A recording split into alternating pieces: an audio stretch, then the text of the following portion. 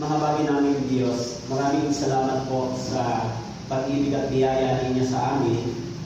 Kami po ay malayang umaawit, sumasamba, nagpupuri, at malayang nakikinig at nag-aaral ng inyong salita. Sa ilalim ng inyong biyaya at habag at protection, kahit na sa ganitong panahon ay nagpapatuloy ang problema sa pandemya ng coronavirus. Nagpapasalamat po kami, Panginoon, sapagkat kami po ay minarapat ninyo na makapagpatuloy sa aming kristyanong pamumuhay kahit na sa ganitong panahon at kalagayan. Narito kami patuloy na nagtitipon-tipon sa ilalim ng inyong iglesia upang magpatuloy sa pagpapalago ng aming buhay espiritual, umawit, makinig at mag-aral ng inyong salita kahit na sa panahon ngayon ay napakarami pong namamatay dahil po sa coronavirus. Kaya dumadalangin po kami sa inyo, Panginoon, ng ganitong pandemya at ganitong kalamidad na kumukuha ng buhay. Nawa po, Panginoon, ang ganito pong virus na kumalat sa aming bansa ay inyo pong pagalingin. Maawa po kayo sa mga tao namamatay. Nagkakaroon sila ng problema pagdating sa mga bill sa hospital. Yung mga nawala ng mahal sa buhay, tulungan niyo po na mag-comfort sila, Panginoon, dahil sa pandemic na ito. Kami naman na inyong tinawag sa iglesia ito na iniligtas ng inyong banal na dugo, bagamat kami po ay nananatiling nagpapatuloy, so patuloy po kami dumadalangin at nakikiramay sa mga taong nagdadalang hati. Tulungan niyo po sila na magkaroon sila ng pagtitiwala sa inyo. Dalangin din po namin sa araw na ito bilang inyong mga anak na binubos at tinawag sa pamamagitan ng inyong banal na dugo. Bigyan niyo po kami ng inyong salita. Turuan niyo po kami, Panginoon, na matuto kami para po sa mas malalim ng pagkakilala sa inyo. Narito po kami sama-sama nakatayo at nakaupo sa inyong harapan upang magpahayag ng mabuting balita. Tulungan niyo rin po yung mga brothers and sisters na nangihina, nahuhulog sa pagkakasala, Panginoon. Nag-aalinlangan sa inyong salita, mahabag po kayo sa kanila. Kaawaan niyo rin po ang ating mga mahal sa buhay na hindi pa rin po naliligtas. Huwag niyo po silang hayaang mapahamak doon po sa walang hanggang apoy. Kahabagan niyo po sila, Panginoon, upang dumating sa kanila ang kaligtasan. Tulungan niyo rin po ang Katanduanes. Tulungan niyo rin po simula po sa aming congressman at governor hanggang sa mga barangay chairman, sa mga frontliners namin, Panginoon. Tulungan niyo po na makontrol yung virus. Tulungan niyo po, Panginoon, na magkaroon ng maayos na programa para po dito. Ingatan niyo rin po kami bilang inyong mga anak na narito sa Catanduanes sa virus na ito, Panginoon. Maraming salamat po. Ito po ang aming dalangin sa pangalan ni Jesus. Amen. Okay? So, kung may Bible po kayo, pakibuksan po ninyo sa 1 Corinthians. 1 Corinthians chapter 15, verse 57 to 58. Ito po ang pinili kong verse na ipangaral dahil ito po ay aming last verse. Dahil sa na-expect ko na ito na yung last sermon ko sa inyo, di ba? Kaya ito po ang pinili kong ipaliwanag. Pero medyo hindi ako masyadong makapagbasa dahil sa kaiisip. So, ano ba yung sasabihin ko po sa inyo? But anyway, lahat naman ng bagay ay nasa ilalim ng pamamahala ng Diyos. Lahat ng ating gagawin ay para mapapurihan ng Diyos. So, kung may Bible po kayo, samahan niyo po ako sa 1 Corinthians chapter 15, verse 57 hanggang 58. Okay. 1 Corinthians chapter 15, verse 57 to 58.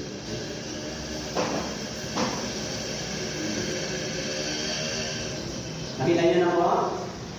Okay, basahin po natin ng sabay-sabay. 1 Corinthians chapter 57, chapter 15, verse 57 to 58, 3 to 1. Subalit, salamat sa Diyos na nagbibigay sa atin ng pagtatagumpay sa pamamagitan ng ating Panginoong Kristo. Kaya mga kapatid kong minamahal, kayo'y maging matatag, hindi nakikilos na laging sagana sa gawa ng Panginoon. Yaman na nalaman ninyo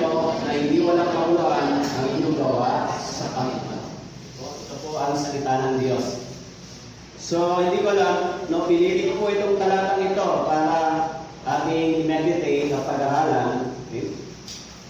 Ito po ay isinulat ni Pablo dito po sa unang Korinto, sa 1 Corinthians.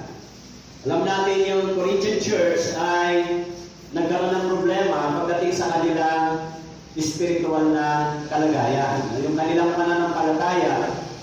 Kaya pag binasa po natin sa chapter 3, sinasabi ni Paul doon na sila ang mga naunang naligtas sa Corinthians ay nabuhay na parang hindi mga ligtas. Okay?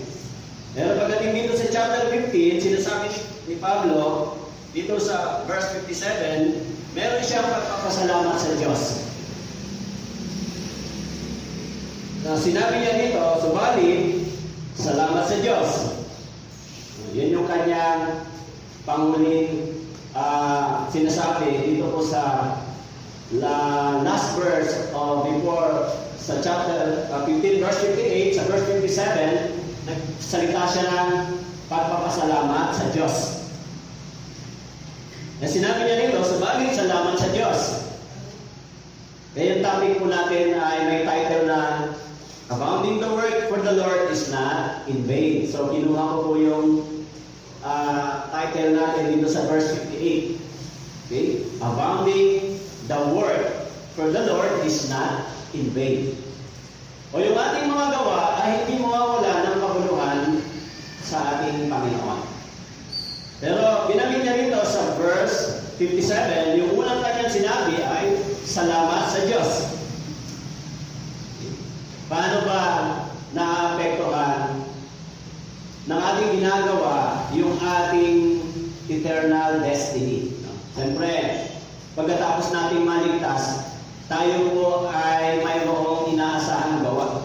Nakasulat sa 1 Corinthians chapter 6 verse 20, binanggit doon na luwalhatiin ninyo ang Panginoon sa pamamagitan ng inyong katawan. Ito po yung gawa ng mga Kristiyano. Kung ganoon, pagkatapos ng ating kaligtasan, yung ating ginagawa, sinasabi, iniisip, ay mayroong epekto sa ating eternal destiny. Mayroon bang fruits yung mga Kristiyano? Mayroon bang reward yung mga Kristiyano? Nakasulat naman doon sa 1 Corinthians chapter 5 verse 10, di ba? Na ang lahat ng mga mananampalataya ay haharap sa hukuman ng Diyos at magsusulit. So, kaya kung tayo po ay gumagawa sa Panginoon, so 2 Corinthians chapter 5 verse 10. 2 Corinthians chapter 5 verse 10.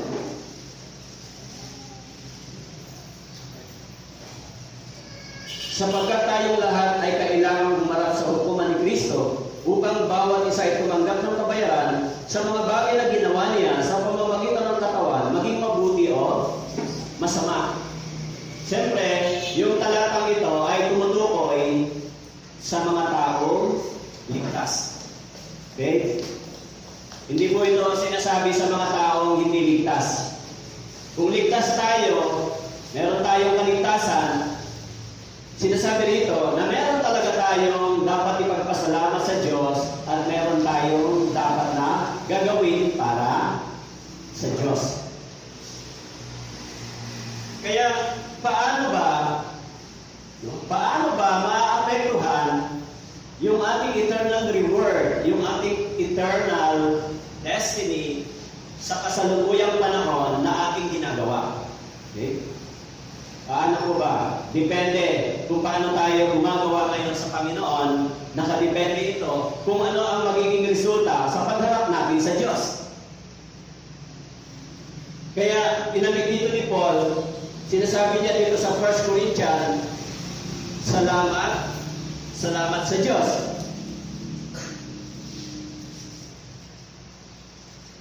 Subalit salamat sa Diyos na nagbibigay sa atin ng pagtatagumpay sa pamamagitan ng ating Panginoong Jesucristo.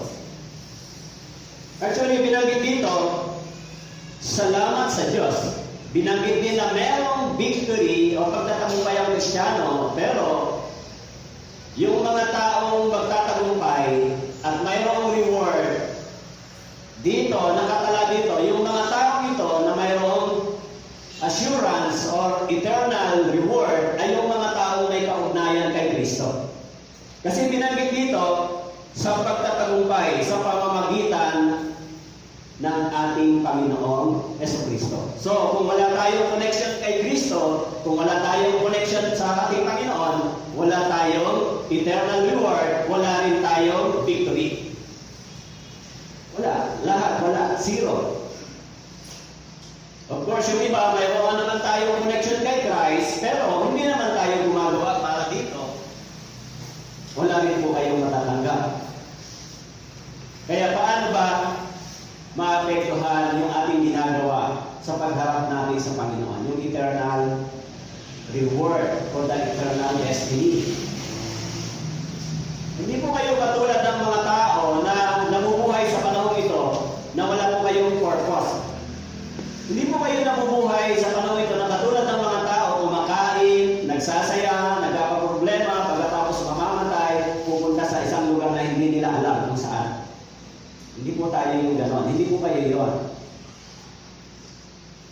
Kaya, nabubuhay tayo ngayon na kumakain, namumroblema minsan, dumadaan sa maraming trials sa pagsubok, pero alam natin kung ano yung eternal destiny. Saan tayo pupunta pagkatapos ng buhay dito. Marami na akong pinanood sa YouTube ng mga taong namatay dahil sa coronavirus. Ano yung fear nila? Hindi nila alam kung saan sila pupunta pagkatapos ng buhay. Kaya meron silang fear sa kamatayan. So hindi tayo nabubuhay ng katulad nila. Hindi po kayo nabubuhay ng katulad nila.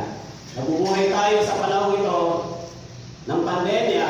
Nabubuhay tayo sa isang mapanganib na panahon nang tayo ay mayroong 100% na katiyakan pagdating sa usaping spiritual. Siyempre, ang katawan wala, di ba? Pero pagdating sa usaping spiritual, meron tayong 100% na confident tayo na tayo ay mayroong protection galing sa Diyos.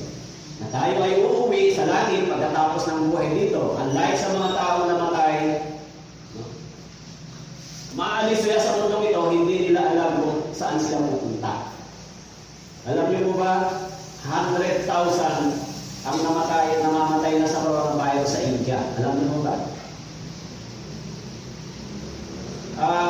Parang, hindi ko alam kung tama, hindi ko masyadong ma-recall, nasa 20 million pataas yung infected sa kanila.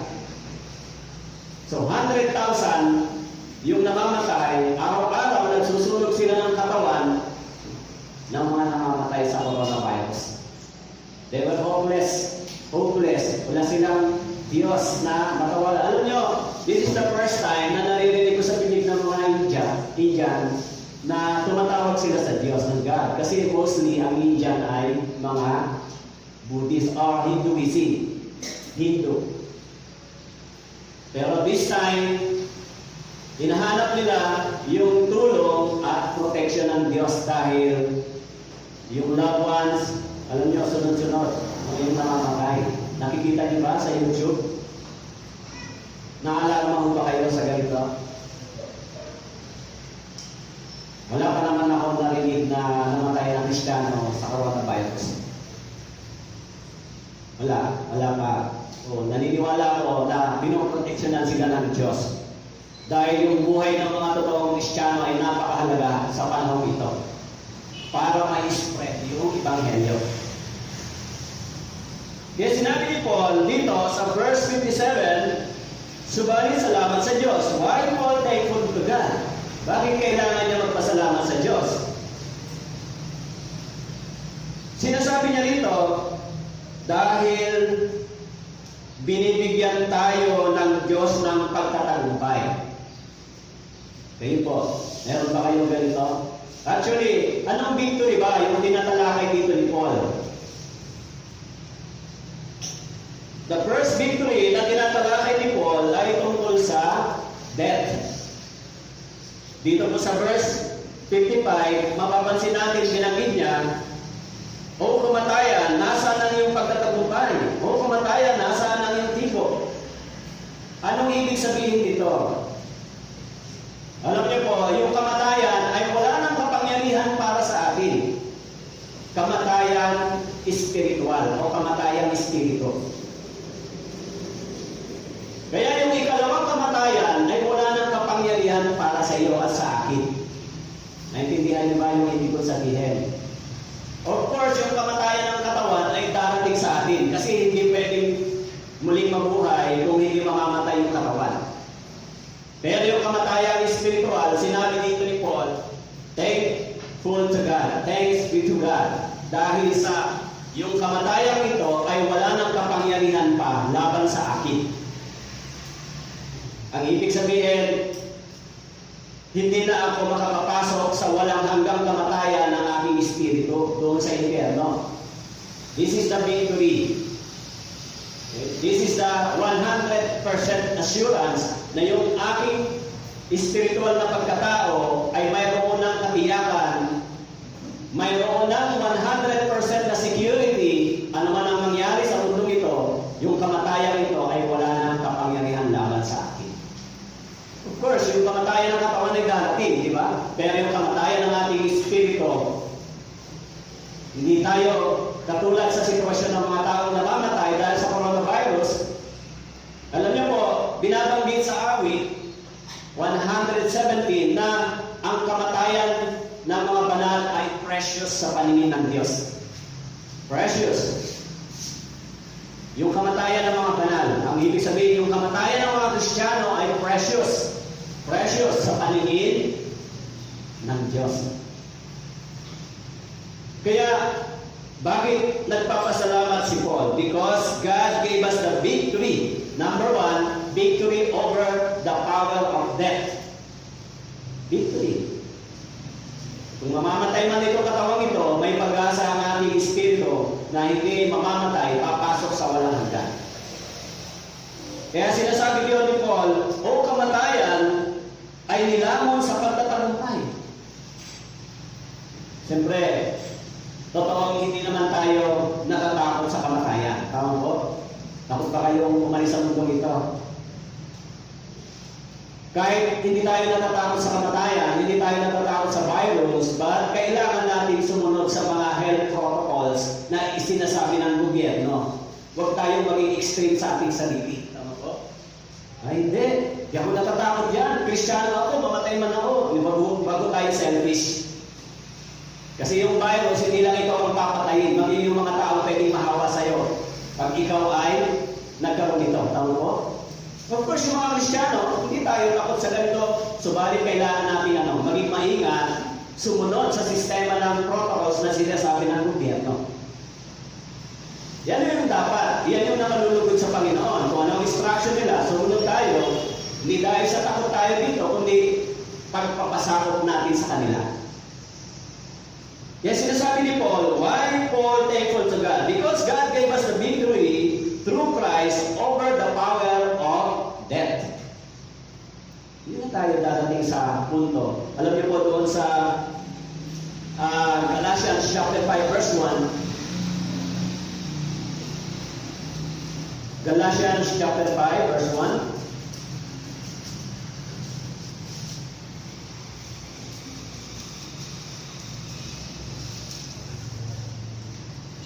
Para sa kalayaan ay pinalaya tayo ni Kristo. Para sa kalayaan, pinalaya tayo ni Kristo. Kaya magpakatatag kayo. At huwag kasakot na muli sa pamatok ng pagkaalipin. Para sa kalayaan, tayo ay pinalaya ni Kristo. Meron na tayong freedom. Hindi na tayo alipin ng kapangyarihan ng kamatayan at kapangyarihan ng kasalanan. This is a good news, hindi ba? Kaya sinasabi ni Paul, sinasabi niya, salamat sa Diyos. Kayo ba? Hindi ba kayo magpapasalamat sa Diyos ng katulad kay Paul? Salamat sa Diyos. Maging doon sa Romans chapter 6 verse 14. Romans chapter 6 verse 14. Sapagkat ang kasalanan ay di na makapaghahari sa inyo, sapagkat wala kayo sa ilalim ng kautusan, kundi nasa ilalim ng biyaya. Verse 18, at pagkatapos na mapalaya kayo sa Bakit po sinabi dito sa verse 16, Romans chapter 6, verse 14, sorry. Sapagkat ang kasalanan ay hindi na makapaghahari sa inyo. Yung kasalanan, dinadala tayo saan? Sa kahatulan, sa kamatayan, yung kasalanan. Dahil sa kasalanan, hinahatulan tayo ng Diyos. Pero dito, tayo po ay pinalaya ng Panginoon. Ikaw at ako, pinalaya ng Panginoon dito sa kapangyarihan ng kasalanan at kautusan. Dahil yung kasalanan, dadalhin tayo sa kamatayan sa pamamagitan ng kautusan. Kaya yung kamatayang ito ay kamatayang spiritual. Okay. Kaya sinasabi ni Paul, maraming salamat sa Diyos.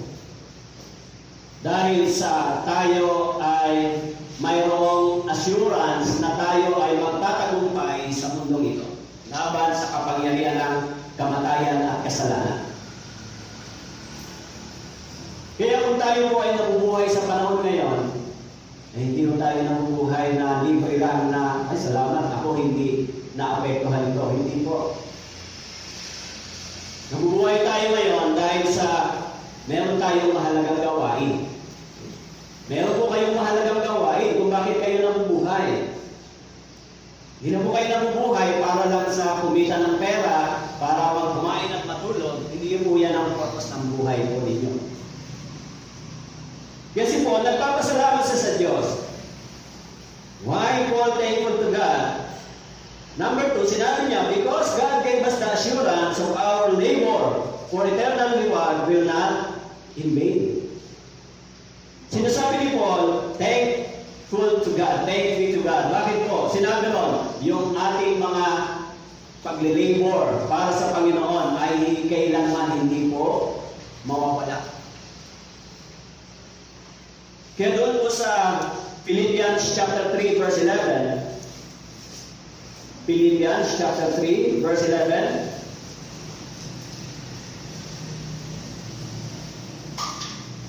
Philippians chapter 3 verse 11, upang aking makamit ang anumang paraan, sa anumang paraan, ang muling pagkabuhay mula sa mga patay. Upang aking makamit. Okay. Upang aking makamit. And Philippians chapter 2 verse 16, na nangahawakan sa salita ng buhay upang may ipagkapuri ako sa araw ni Kristo, na hindi ako tumakbo ng walang kabuluhan, ni nagpagalman ng walang kabuluhan.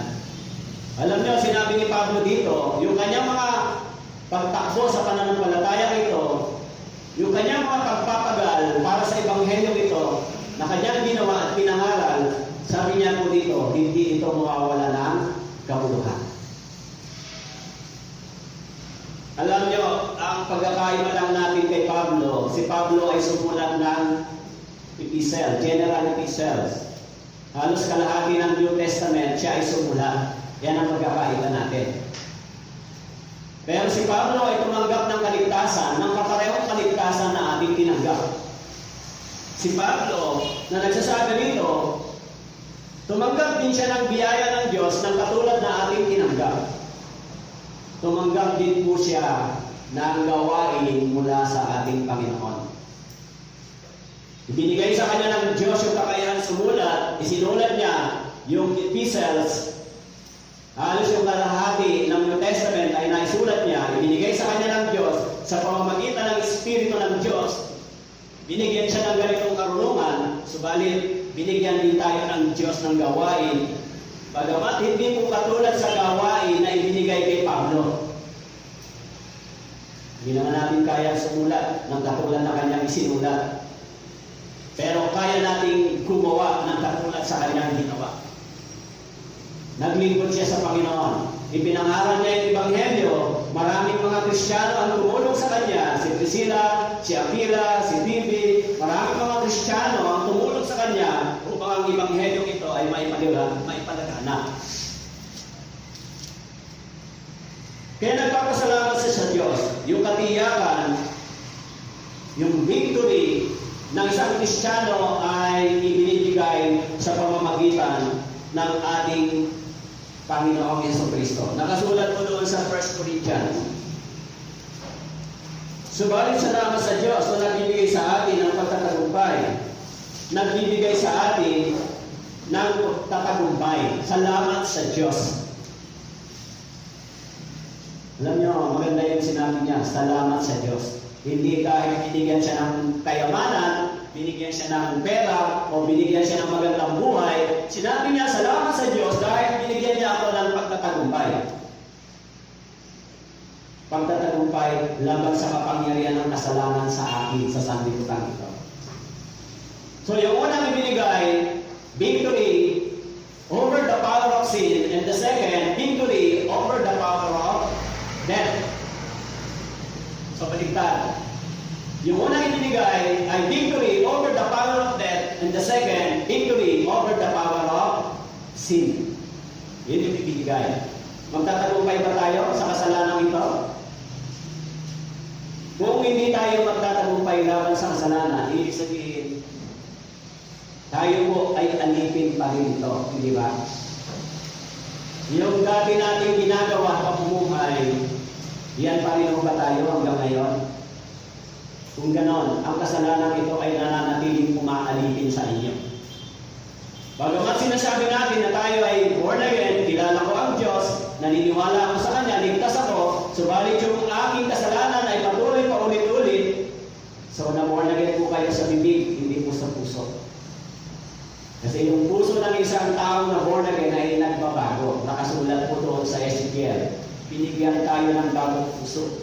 Nakasulat sa 2 Corinthians chapter 5 verse 17, tayo ay ginawang bagong nilala ng Diyos.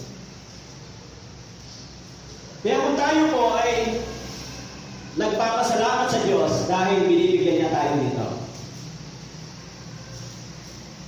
Doon sa 1 Thessalonians chapter 2 verse 13, sinabi niya, at kami ay patuloy na nagpapasalamat sa Diyos na ang inyong tanggapin ang salita ng Diyos na inyong narinig sa amin ay inyong tinanggap yun, hindi bilang salita ng mga tao, kundi ayon sa katotohanan ay bilang salita ng Diyos na gumagawa naman sa inyo na sumasampalataya. In 1 Thessalonians chapter 2 verse 13, si Paul sabi niya, we thankful to God. Salamat sa Diyos. Patuloy kami nagpapasalamat sa Diyos dahil yung salitang ito, tinatanggap ninyo na salita ng Diyos, hindi salita ng tao. In 1 Thessalonians chapter 2 verse 13. Kaya sinabi ni Paul, nagpapasalamat kami sa ang salitang ito ay hindi ninyo ibinibilang na salita ng tao. Kung ito po ay salita ng tao, wala po itong kapangyarihan sa atin, hindi ba? Kung narinig nyo lang natin, narinig na lamang po ay salita ng tao, wala po itong power sa atin. Kaya ba tayong baguhin ang salita ng tao? Hindi po tayo kayang baguhin. Hindi tayo kayang baguhin ng kaalaman at kamulungan ng tao, pero kaya tayong baguhin ang kapangyarihan ng salita ng Diyos. Sinabi niya sa Romans chapter 1 verse 8, una, nagpapasalamat ako sa aking Diyos sa pamamagitan ni Jesucristo tungkol sa inyong lahat, sapagkat ang inyong pananampalataya ay pinahayag sa buong daigdig. Sinabi ni Pablo, salamat sa Diyos dahil yung salitang ito ay tinuturing yung salita ng Diyos. Salamat sa Diyos dahil ang inyong pananampalataya, ang pananampalataya ng mga taga-Catanduanes ay naririnig sa iba't ibang panig ng Pilipinas. Parang ganon. Sinabi niya, sapagkat ang inyong pananampalataya ay pinahayag sa buong daigdig in Romans chapter 1 verse 8. Kaya yung isang iglesia sa Roma ay nagpasalamat si Paul sapagkat yung pananampalataya nila ay naririnig sa iba't ibang panig ng mundo. Kaya sa awit 105 verse 1, o magpasalamat kayo sa Panginoon. Kayo magsitawag sa kanyang pangalan, ipabatid ninyo ang kanyang mga gawa sa mga bayan. O magpasalamat kayo sa Panginoon. Magsitawag kayo sa kanyang pangalan. Yan po yung sinabi ng Biblia. Magpasalamat tayo sa Diyos. Kaya yung mga nag-aaral dito, yung mga nanay ngayon pala ay Mother's Day. So binabati ko po kayo ng Happy Mother's Day. Happy ba kayo? Hindi sila happy dahil yung mga anak nila minsan ay hindi sumusunod yata. Happy Mother's Day. Binabati niyo ba yung mga nanay niyo? Yung mga kabataan dito, sinasabi niyo ba yan sa mga magulang niyo? Baka naman pag meron kayong sinisinta, ang lakas ng loob niyo. Happy birthday! Pero pagdating sa nanay niyo, hindi kayo makapagsalita ng Happy Mother's Day.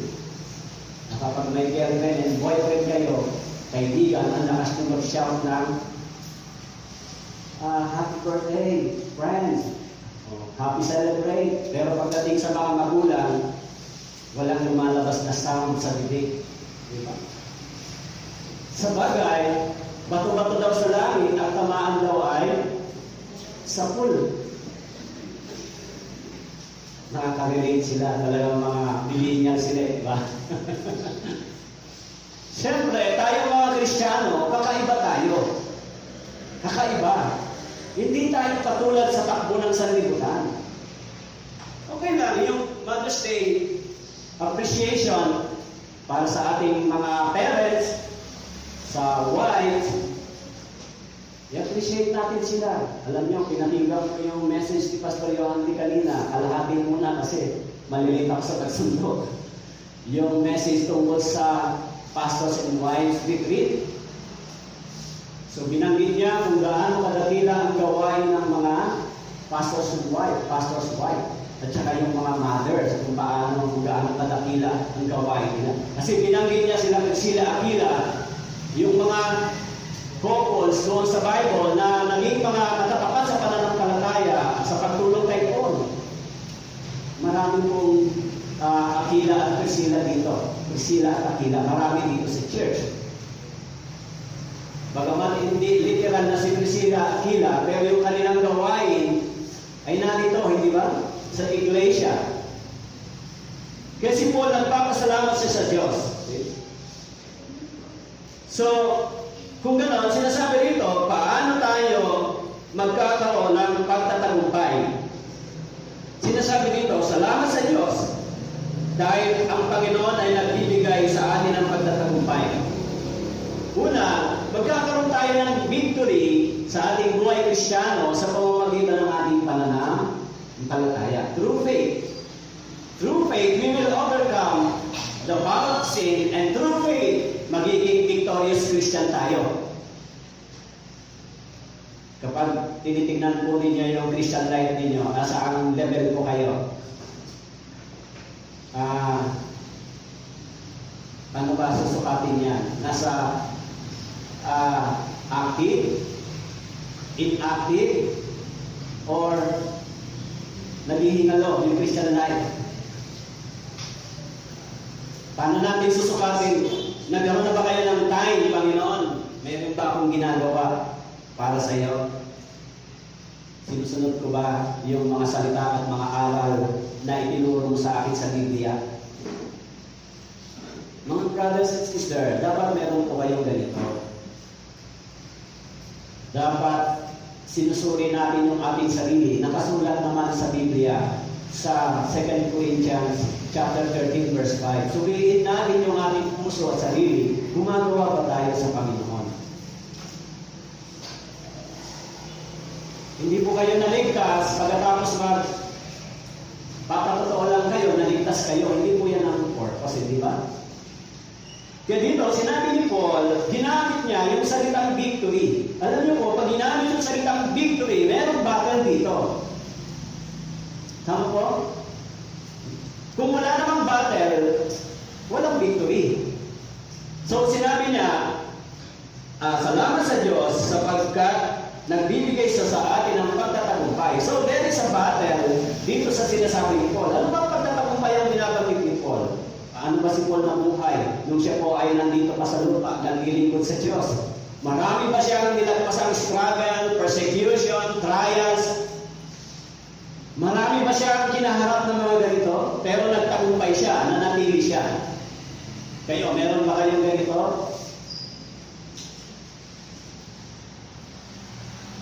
Yung pandemic, o yung pandemya sa ating panahon, Paano niyo po ba itinuturing ito? Alam niyo, iniisip ko kanina, may question ako sa mind ko, this pandemic ba ay persecution para sa mga Kristiyano? Persecution ba siya sa atin? Suffering ba siya para sa atin? Hindi po. Kasi hindi naman siya specific na tayo lang ang nahirapan. Buong mundo. Hindi siya persecution o trials para sa atin. Una, hindi naman tayo inahadlangan ng gobyerno, ipangaral ng ebanghelyo ito. Binibigyan lang tayo ng mga wisdom na makontrol yung crowd. Pero hindi nila sinabi, itigil niyo yung pangangaral ng ebanghelyo niyan. So, this is not a persecution. Pero kung i-declare nila bawal mangaral ng ebanghelyo, yan po yung persecution. Bagaman tayo ay malaya, kayo po dito, malaya po kayo. Actually, sa Kailaway ay wala pong gawain ngayon. Sa ilang mga churches ng Life or Vision ay wala pong ganitong gagaling. Pero tayo dito, kayo dito ay malaya. Meron tayong kalayaan, magtipon-tipon, mag-fellowship. Kung ganon, napakaputi ng Diyos. Binibigyan tayo ng mas malaking pagkakataon para maging bahagi sa ebanghelyo ito. Kaya binabanggit dito, salamat sa Diyos. Doon sa Mateo, chapter 16, verse 18, binanggit ni Paul, chapter 16, verse 18. Sinasabi ko naman sa iyo na ikaw ay Pedro, sa ibabaw ng batong ito, ay itatayo ko ang aking iglesia, at ang mga pintuan ng Hades ay hindi magwawagi laban sa kanya. Sinasabi ko sa iyo na ikaw ay Pedro, sa ibabaw ng batong ito, itatayo ko ang aking iglesia, at ang mga pintuan ng Hades ay hindi magwawagi laban sa kanya. Binanggit dito po yung tatlo. Yung salita ng Diyos, yung iglesia, at yung Hades. So yung iglesia, yung church, ay itinayo sa ibabaw ng ebanghelyo. Kung ganon, hindi magwawagi laban dito yung Hades o yung kapangyarihan ng kamatayan para ang Kristiyano ay dalhin sa walang hanggang na pahamakan. Ikaw yun. You are belong to the church, di ba? May kapangyarihan pa ba sa'yo? May kapangyarihan pa ba sa'yo? Yung coronavirus, dalhin na sa impyerno? May kapangyarihan pa ba sa atin yung kamatayan para tayo dalhin sa kapahamakan? Siyempre, wala na. So dahil dito, meron na tayong assurance, meron na tayong victory over the power of sin, the power of death.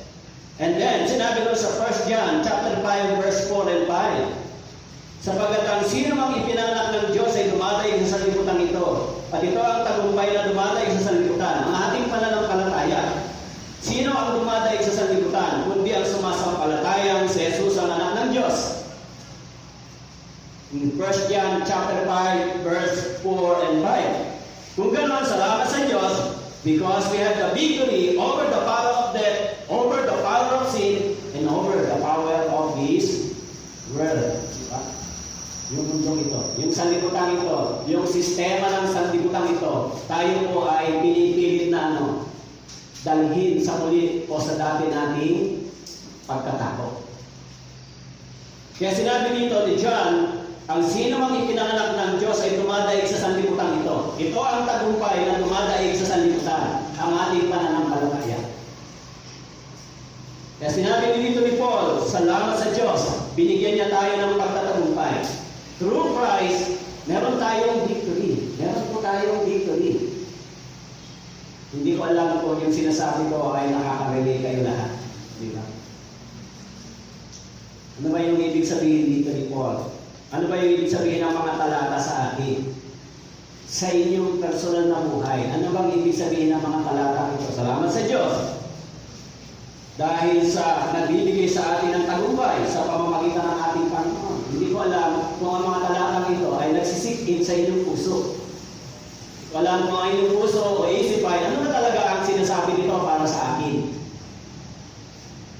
Kasi, alam niyo po, yung salita ng Diyos ay kailangan nating manamnam ito, ma-appreciate, ito yung sinasabi niya sa akin.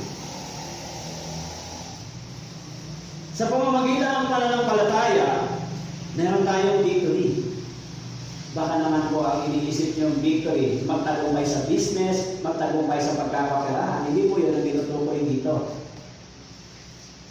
Ang tinutukoy dito, tayo ay mayroon ng pagtatagumpay laban sa kamatayan, laban sa kasalanan, at laban sa impluwensya ng sanlibutan ito. We have the assurance. Meron na tayo katiyakan na tayo po ay pwede nang magtagumpay laban dito. Dahil yung mga taga-sanlibutan, hindi naman sila kailangan hilahin pabalik sa sanlibutan. Tama po? Nabubuhay sila sa sanlibutan, makasanlibutang sistema, makasanlibutang pananaw, makasanlibutang pananalita, makasanlibutang iniisip, dahil sila ay mga taga-sanlibutan. Ang ibig sabihin ng taga-sanlibutan, sila yung mga taong hindi ligtas. Nabubuhay po sila dito. Yung mga taong ligtas, hindi po nabubuhay sa pamantayan ng mga sanlibutan. Nabubuhay tayo sa pamantayan ng salita ng Diyos. Kaya sinasabi dito, salamat sa Diyos. Dahil meron na akong pagtatagumpay. Ngayon kung yung mga dati nating ginagawa, dati nating pamumuhay, kung kayo ay dating ginagawa nyo dating lumuluhod kayo sa mga lipuno, naglilingkod kayo sa mga lipuno, kung ginagawa nyo pa rin hanggang ngayon yan, kayo po ay alipin pa rin yan, hindi ba? Ibig sabihin, nasa ilalim pa kayo ng kapangyarihan ng mga ganitong kaisipan, ng mga maling paniniwala at pananampalataya kung kayo ay nagpapatuloy dito. Kung patuloy tayo sa dati nating ginagawa, hindi pa tayo malaya, di ba? Bagamat naniniwala tayo, pero yung ating kaisipan at puso hindi pa malaya. Kasi yung anuman yung ating iniisip at anuman yung ating sinasabi, laman ng puso, ito naman yung ating ginagawa. So kung tayo po ay tunay na binabanal at nilinis ng Diyos, lumalabas po ito sa atin. Mula sa pananalita, mula sa pag-iisip, patungo sa ating mga ginagawa. Ngayon kung tayo ay pipilitin ang kapangyarihan ng kasalanan ni Satanas, ibalik sa dati nating kalagayan, hilahin tayong muli, bumalik tayo sa pagsamba sa mga Diyos-Diyosan, mabuhay tayong muli sa dati nating kalagayan, lumabas uli sa atin yung mga dati nating pagkatao, ginagawa uli natin ito. Kung hindi tayo magkatagumpay laban dito, ibig sabihin tayo po ay nasa ilalim pa ng kapangyarihan ito. So there is no victory. Di ba? Kaya 2 Corinthians chapter 2 verse 14, sinasabi ni Paul, subalit salamat sa Diyos. 2 Corinthians chapter 2 verse 14, subalit salamat sa Diyos na siyang laging nagdadala sa atin sa pagtatagumpay kay Kristo. Sa pamamagitan natin ay pinayag sa amin ang pagkakilala sa Kanya sa bawat dako. Salamat sa Diyos na siyang laging nagdadala sa atin sa pagtatagumpay kay Kristo. At sa pamamagitan natin ay pinayag sa amin ang pagkakilala sa Kanya sa bawat dako. Salamat sa Diyos na laging nagdadala sa atin. Alam niyo po yung salitang laging nagdadala ay walang patlang, hindi ba? Pag sinabing lagi, ibig sabihin, wala pong patlang. Laging nandyan sa atin. Laging nasa atin. As long as tayo sumasampalataya at sumusunod, so meron tayong victory. Kaya kung tayo po ay, halimbawa po, yung mga nagtatrabaho po kayo, ilang araw binigay ng Diyos sa atin, di ba? Siguro, 6 na araw binigay ng Diyos para sa atin gumawa. Yung sa araw ay dapat ilaan natin sa Panginoon. Tama po? So kung kayo po ay na-born again, naligtas kayo, yan po yung dapat ay susundin natin na sinasabi ng Biblia, di ba? Pero kung kayo po ay hindi sumusunod dyan at nasasabi ninyo na kayo ay born again, ibig sabihin po, nasa ilalim pa kayo ng kapangyarihan nito. Sa inyong isipan, sayang yung isang araw. Actually, hindi po sayang. Ang sayang, yung nawawala sa inyo ng mga eternal value, yung mga eternal reward. Yun ang sayang. Kasi permanent po yan di ba? Kaya kung magiging buong linggong ito ay ginagawa natin, nagtatrabaho na ibig sabihin tayo ay nasa ilalim ng pagkaalipin ito. Yung sistema ng ating isipan at puso ay hindi pa lumaya. Di ba? Kaya salamat sa Diyos. In Romans chapter 8, verse 37, ngunit sa lahat ng mga bagay na ito, tayo higit pa sa mga natatagumpay. Sa pamamagitan na yan sa atin ay umibig. Salamat. Ngunit sa lahat ng mga bagay na ito, tayo higit pa sa mga nagtatagumpay sa pamamagitan niya. Pamamagitan ni Kristo na sa atin ay umibig. Nagtatagumpay tayo. Laban dito. Alam nyo, yung emotion, yung mindset, yung ating puso, dapat ito ay nakapailalim sa kapangyarihan ng salita ng Diyos at kalooban ng Diyos. Siyempre, hindi natin makita yung bukas, yung future, ano bang mangyayari bukas. Pero, kung tayo po ay mayroong connection sa ating Panginoon, sa salita ng Diyos, kung tayo nagbabasa, nagpe-pray, humihingi ng guidance sa Panginoon, makikita natin ano ba yung future para bukas. Igagay tayo ng Diyos. Magtatagumpay tayo laban dito. Okay? Sa pamamagitan ni Kristo, meron tayong tagumpay. In Awit chapter 98 verse 2, sinabi mo roon, Awit chapter 98 verse 2, ipinakilala ng Panginoon ang kanyang tagumpay. Ipinahayag niya sa paningin ng mga bansa ang kanyang katwiran. Ipinakilala ng Panginoon ang kanyang tagumpay. Ipinakilala ng Diyos. Kung ganito, meron tayong magkakaroon tayo ng strong Christian faith, hindi ba?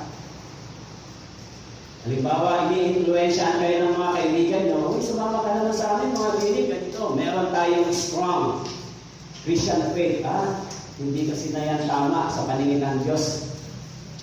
Medyo hindi na tama yung hindi ako nag-church, hindi kasi yan, uy, huwag ka naman church Sunday, may lakad tayo, may gimmick. Kung meron kayong strong Christian faith, kung meron po kayong malinaw na relasyon, pagkakilala sa Diyos, magtatagumpay kayo sa mga ganitong temptation. Next time, huwag lang ngayon, kasi ito talaga yung para sa Panginoon. Pero kung kayo po ay walang malalim na pundasyon, kung kayo po ay parang hangin na natatangay lang, parang Kristiyano kayo na wala kayong malinaw na commitment at prinsipyo, paninindigan sa salita ng Diyos, hindi po kayo magtatagumpay. Kasi yung pananampalataya ay napakahalaga. Okay?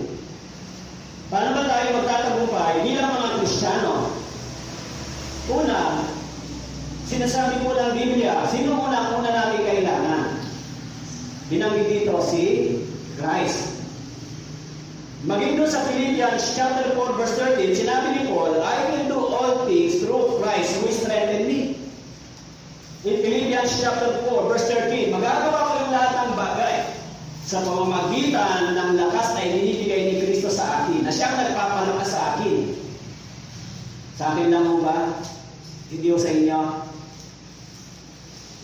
Kaya, di ba yung sistema na sinabi ko po sa inyo, yung policy, yung strategy natin sa evangelism, sinabi ko po sa inyo.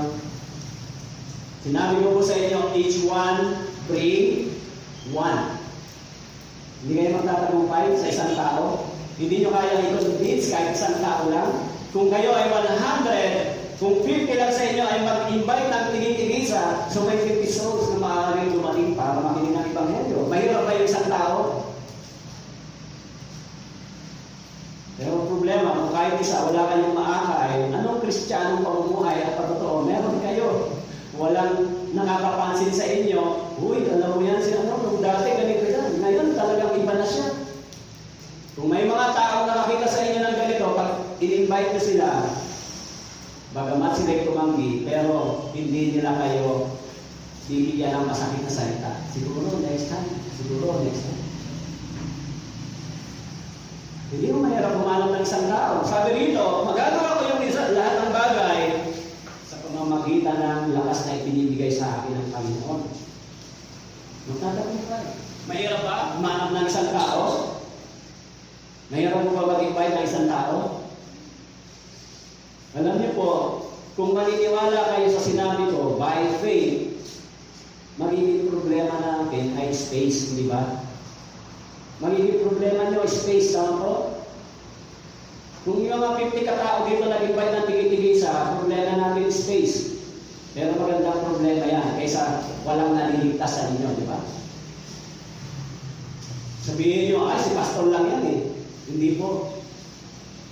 Sa paglilingkod sa Panginoon, sa pagsisindi, hindi ko puro lakas, kailangan din natin ng wisdom, di ba? Kaya kung kayo po ay sumasama, sumusuporta sa ganito, ginagawa nyo ito sa pamamagitan ng inyong pananampalataya, nagtatagumpay po kayo.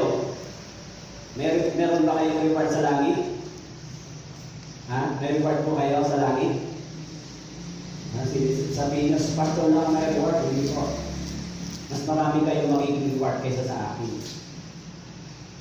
Kasi mas marami kayong pwedeng madala kaysa sa akin. Bakit po? Yung mga taga rito, wala masyadong kilala. Kayo, maraming kilala. Ano po? Baka pag nag-invite ako dyan, sino ka ba? Tagalog salita ko, hindi naman ako taga rito. Pero kayo, di ba? Ano ba sabihin ko? Uy, tanong ka naman sa Bible seminar namin. Ano ba sabihin ko? Ibig sabihin na. Laog ka naman sa Bible seminar namin. Ano ba? Gano'n ba sabihin ko? Laog, ganda yung pumasok ka sa Bible seminar. Hindi pa lang kami di ba? Pasensya na ako kayo, hindi talaga ako naging ko lang. By heart lang. Nung nandito ako, pero by word, hindi ko talaga mahirap eh. Siguro yung mga anak ko, kaya pa ako gusto kumampun kay Jero at saka kay Joy. So, yung language at saka yung culture, malaking bagay para yung mga tao kausap natin ay makabiling sila, di ba? Meron na tayong Diyos na tumutulong sa atin. Meron na tayong Diyos na nagbibigay ng lakas sa atin. Meron na tayong Diyos na umaalalay at sumasama sa atin. Meron na tayong Diyos na nagko-comfort sa atin kapag tayo inaalimos na inahama. Meron na tayong Diyos na nagbibigay ng lakas sa atin. Meron na tayong Diyos na nagpo-protect sa atin. Ano bang kulang? Meron na tayong security sa ating kaligtasan. Ano bang kulang po? Kaya sana isasama po ninyo yung goal ninyo, yung church, yung maka-evangelize kayo. Yung ilan dito, mahusay sa evangelism, nakita ko. Mahusay sila magdala ng mga friends. Kahit hindi nyo pa nadadala yung mga magulang, kamag-anak nyo, kaibigan, kasi dalawa yan. Kung di pa ready yung family, yung friends. Kung di pa ready yung friends, the next level is a neighbor, di ba? Meron tayo nadadala sa Panginoon. Magiging matagumpay tayo kung tayo pa ay lumalakad sa pananampalataya ito. Sinabi rin yun sa Hosea chapter 1 verse 8. Dinidiliin mo ang mga salitang ito, sinabi ko sa iyo, at dito magtatagumpay ka. Alam natin yung sikreto kung paano tayo magiging matagumpay na Kristiyano. Mga brothers and sisters, alam niyo ba yung secret kung paano tayo magiging successful at matagumpay? Dapat alam po natin ito. Alam natin, kaya doon po sa Revelation chapter 1 o verse 3, binanggit po,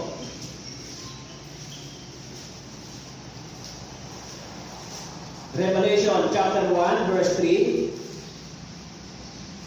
mapalad ang bumabasa at ang nakikinig ng mga salita ng propesiya at tumutupad ng mga bagay na nasusulat dito sapagkat ang panahon ay malapit na.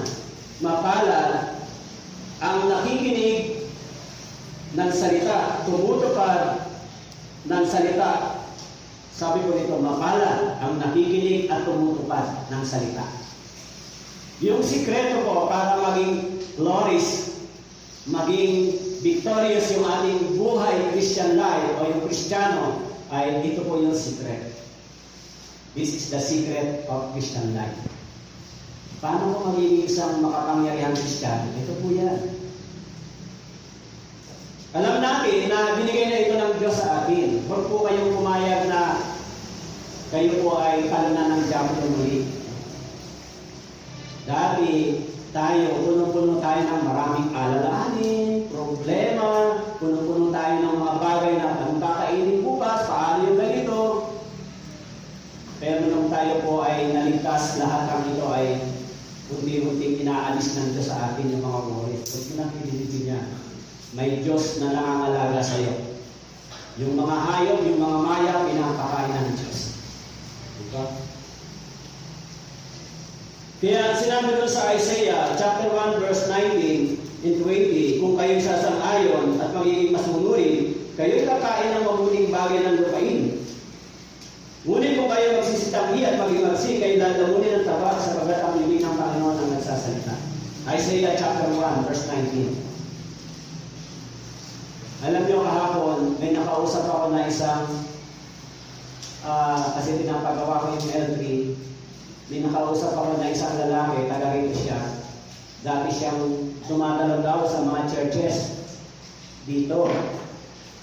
Medyo, dati siyang OFW. Sabi niya sa akin, hindi ba pastor ka? Nakikita kita doon sa ano? Oo, nagpapagawa ako ng L3. Ay, so, bakit po? Ako kasi dati, ano dyan niya, kasama ka ba sa Katanduanis Jesus Movement, CFJM? Ay, sabi ko, hindi ako sumasama dyan. Kasi maraming gawain ako sa church eh. Actually, kami rin hindi dyan sumasama eh. Kasi kami yung hiwalay ngayon dyan. Kasi yung namumulitika dyan. Eh, bakit naman mo? Kaya ayaw na marami kami grupong umalis dyan. Sabi niya, ganun ba? Tapos, sabi niya, alam mo, minsan, mga Kristiyano, nagsasabi ng born again sa church.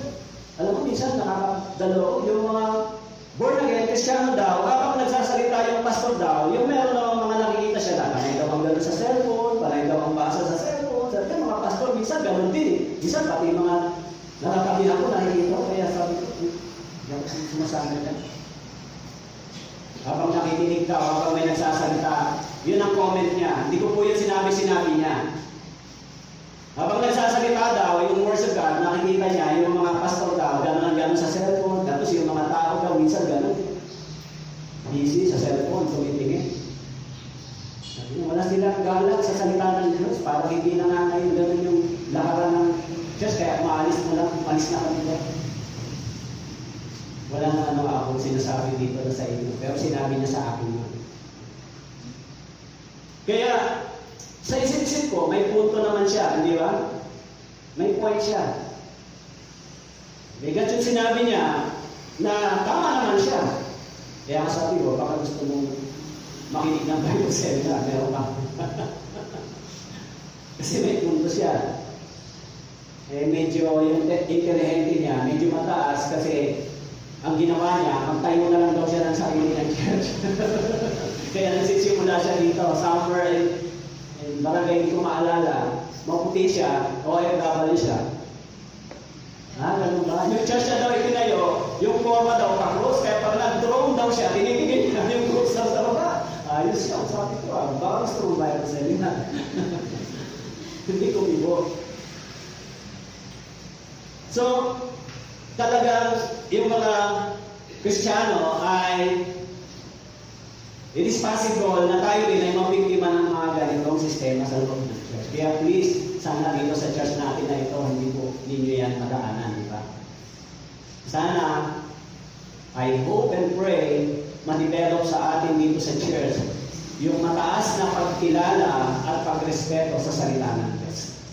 Alam ko, hindi ko ako dapat magsalita sa inyo kasi hindi ko masabi na qualified ako. Pero binigay ng ministry ng Diyos sa akin ito. Kahit feeling ko parang, actually, kanina umaga. Kahapon pa, kanina umaga, parang sinasabi ko kay Sister Lord, parang ayaw kong magsalita. Parang wala akong sasabihin.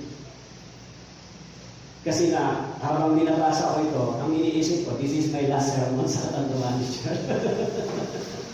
Parang ayaw kong magsalita. Ano kaya? Sabi ko saan, manood na lang ng DVD sermon. Hindi sabi, magkwento ka na lang. Pero, iniisip ko, yung malaking responsibility na tinanggap ko sa Panginoon, yung malaki kong pananagutan. Alam niyo ba, hindi lahat ng oras masarap mag-aral at magbasa. Yung mga nag-college na rito, lahat ba ng oras masarap magbasa at mag-aral? Ha? Yung iba nga, kulang na lang, tumigil na sa mag-aaral eh. Pero alam niyo po, yung mga pastor, hindi talaga pwedeng tumigil sa pag-aaral, pagbabasa. Kasi naisip ko na, pag hindi ka nagbasa, ano naman ang sasabihin mo? Hindi bali, kayo Holy Spirit naman, bahala na siya. Ano? Mga extreme na pananampalataya, di ba? Hindi po gano'n. Kailangan mo maghanda, kailangan mo magbasa, kailangan mo mag-aaral para ipahayag yung Ebanghelyo sa mga brothers and sisters. Kasi lagi kong iniisip, kapag tumatayo ako dito, lagi kong iniisip, it is my full responsibility kung ano man yung itinuturo sa inyo galing dito sa Biblia. It is my full accountability, pananagutan sa Diyos. Kaya minsan may fear, kahit parang nakakaramdam ako ng salitang tinatamad ako. Tinatamad magbasa dahil parang nakakaramdam ng pagod, hindi pwede.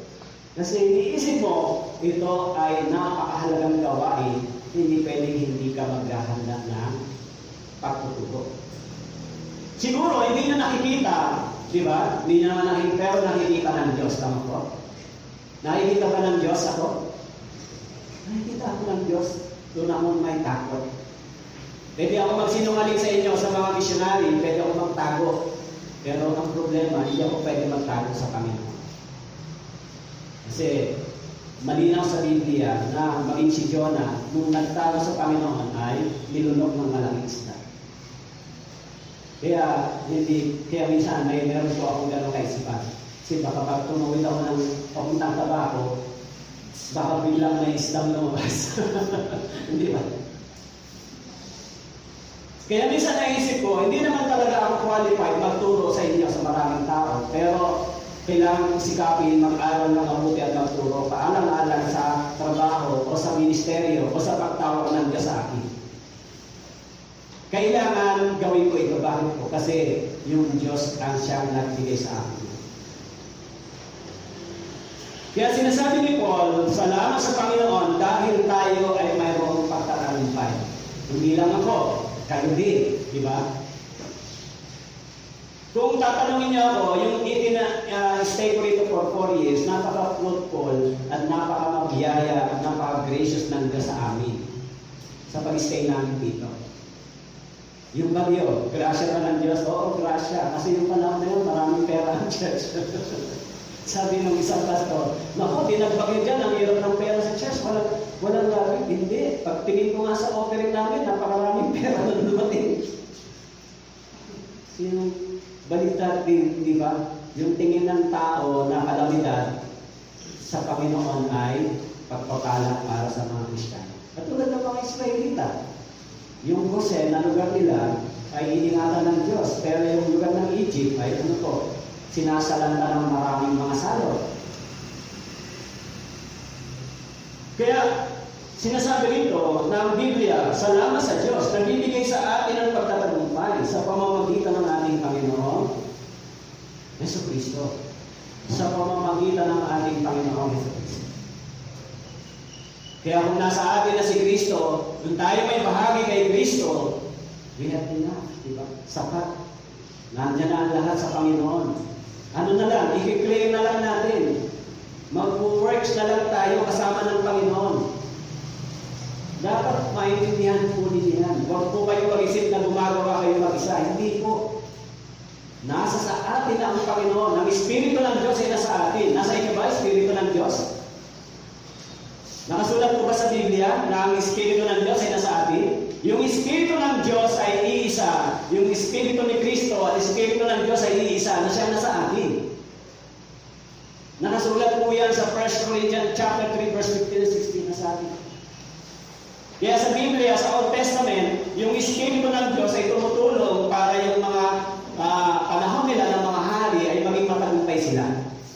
Sa Old Testament. Kaya yung Spirit of God gumagawa sa kanila. Kaya po mga brothers and sisters, huwag po ninyong kalimutan, hindi po kayo katulad ng nagsisimba kayo sa Catholic o hindi po kayo katulad ng dati na nasa dati ibang church kayo. Hindi na po kayo katulad mo. Iba na po kayo ngayon. Yung pananampalataya ninyo at yung ebanghelyo ay tunay, genuine at totoo. Pwede mo kayong magtagumpay laban sa lahat ng uri ng influensya ng sanlibutan ito kung gusto po ninyo. Pwede po kayong maging matagumpay na Kristiyano kung gugustuhin po ninyo, pwede po. Wala mahadlang sa inyo. As long as alam natin yung sinasabi ng Biblia na tayo ay sumasampalataya, tama yung connection natin kay Kristo. Huwag po natin sayangin yung pagkakataon na yan. Alam niyo, binibigyan tayo ng Diyos ng malaking pagkakataon, magandang pagkakataon. Unlike sa sitwasyon ngayon sa NCR, wala silang chance para magkaroon ng ganito. Pero tayo, binibigyan tayo. Magpasalamat tayo sa Diyos dahil binibigyan niya tayo ng ganito kalaking pagkakataon. Pero, bukod sa ibinibigay niya ito, kampante pa kayo. Alam niyo po yung sinasabing complacency ng mga Kristiyano. Parang dahil wala namang kahirapan, wala namang trials, okay lang, parang idinuduyan sila sa kanilang Christian life. Ayun po kayo maging ganun. Baka po isang araw biglang magulat kayo. Dapat gumagawa po tayo sa loob ng iglesia, sa church. Move tayo sa verse 58. Kaya nga mga kapatid kong minamahal, kayo'y maging matatag. Sino yung mga kapatid? Hindi po yan yung mga hindi ligtas. Mga kapatid kong minamahal, this is the church. Addressing Paul to the church, to the believer, to the born-again Christian. Mga kapatid kong minamahal, number one, kayo'y maging matatag. Alam niyo po, yung sa salitang matatag ay be steadfast. Be steadfast. Maging matatag. Bakit po? Alam niyo po, yung pagiging matatag na Kristiyano ay hindi tayo nagiging double-minded. Yung pagiging matatag na Kristiyano ay hindi mo pabago-bago ang isip.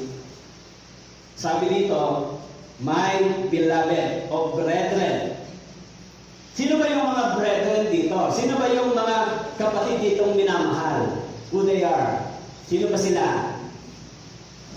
Sinasabi po doon sa Philippians chapter 4 verse 3, binanggit ni Paul kung sino po sila. O nakikiusap din naman ako sa iyo, tapat na katuwag sa pasanin na yung tulungan ng mga babae nito, sapagkat sila ay nagtagal na kasama ko sa Ebanghelyo, at kasama rin naman ni Clemente at ng ibang aking mga kapanggagawa na ang kanilang pangalan ay nasa aklat ng buhay. Sino po yung tinutukoy ni Paul? Mga kapatid kong minamahal, brethren. Sila po yung mga taong ang kanilang pangalan ay nakasulat sa aklat ng buhay. Yung pangalan po ninyo, nakasulat na ba sa aklat ng buhay? Ligtas na po ba kayo? Kaya yung sinasabi dito ni Paul ay sinasabi rin niya sa atin. Sinasabi nila sa inyo, sinasabi ng Biblia sa inyo, sinasabi rin sa akin, sinasabi sa inyo. Sino po yung mga brethren na ito? Mga minamahal, sino sila? Sila yung mga taong ang pangalan ay nakasulat na sa aklat ng buhay. Sila yon. Sinabi rin ni Jesus Christ sa Luke chapter 10 verse 20, gayon man, huwag ninyong ikagalak na ang Espiritu na nagpapasakop sa inyo, kundi inyong ikagalak na ang inyong mga pangalan ay nakasulat sa langit. In Luke chapter 10 verse 20, sino po yung mga brother and sister, brethren? Yan, minsan, nailang ako doon sa aming landlady. Laging pinatawag ako, brother. Minsan gusto ko sabihin, bakit kapatid pa kita? Kasi alam niya, pastor ako, tumatawag sa akin, di ba brother? Di ba brother? Minsan di ako sumasagot, kumikimon, brother ba niya ako? Di naman siya ligtas. Yan kapag tumawag sa inyong brother, fake yun, di ba? Na hindi naman ligtas. Kung ligtas, natural lang yung brother o sister. Kaya ginagamit ni Paul yung salitang brother and sister, brethren, kapatid sa Panginoon. Kasi lahat sila ay naligtas sa isang ebanghelyo, sa isang kapangyarihan ng ebanghelyo, sa isang pananampalataya. Kaya sinabi niya, brethren, to all brothers and sisters. Yan yung church. Kayo po yan kasama. Hello, kasama kayo dyan, hindi ba? Kayo ba to, brethren, kayo? Kayo po yan, ikaw at ako. Kaya sino po sila? Sila yung mga taong ang pangalan ay nakasulat sa aklat ng buhay. Alam niyo, pag sinasabi ko to, nararamdaman ko yung galak sa aking puso. Ng pangalan ay nakasulat sa aklat ng buhay. Hindi ba?